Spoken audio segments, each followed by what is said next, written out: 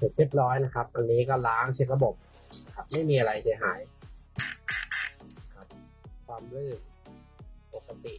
เฟรเนียนๆครับ